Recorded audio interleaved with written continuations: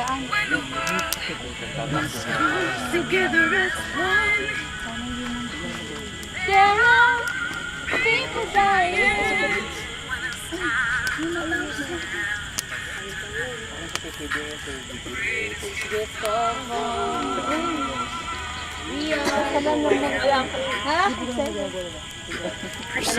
Day by day.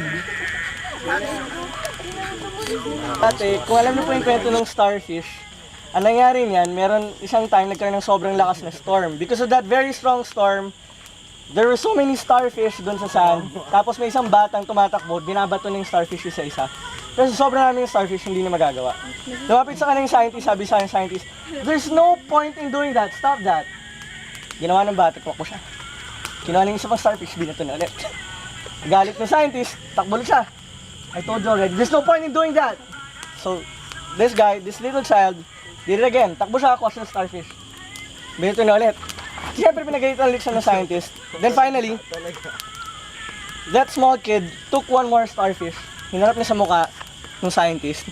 Sabi niya, at least I'll make a difference to this one. So, binato niya pa rin. Para sa aming lahat, lalo na sa aming batch ngayon, naniniwala kami, meron kaming kakayahan upang makatulong sa pagbabago, lalo na for peace. Meron kaming iba't ibang mga katangian at gusto naming ilatag sa inyo yon at magpasalamat sa inyo para sa lahat ng naibahagi niyo sa amin. Kaya't ako si Kabaitan Bautista at ang ilaw ko para sa mga Pilipino ay katalinuhan. At salamat. Sa inyo to, Kuya. Thank you. At ako si Lois Beleg. Ang ilaw ko sa Pilipinas ay ang aking katapangan. Salamat, Bessie. Pwede sa iba, sino? Pero ano naman naman sa iyo, wala ako. Iba yun. Ako si Bernadine Ewen. Ang ilaw ko para sa mga Pilipino ay aking kasiyahan. Kasi akin na kang kasama ka sa picture. Hindi, nag-video ako.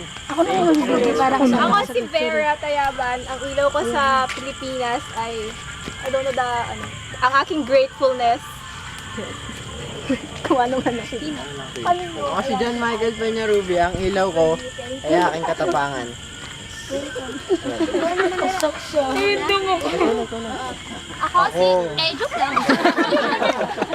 Ako si Rico Pascual. Ang ilaw na ito ay nagsisimbolo ng pagkakapatiran.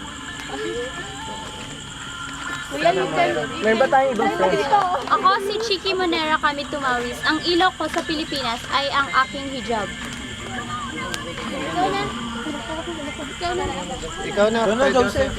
Ako si Joseph Boris. Ang pananampalataya, ang ilaw ko para sa Pilipinas ay ang aking pananampalataya.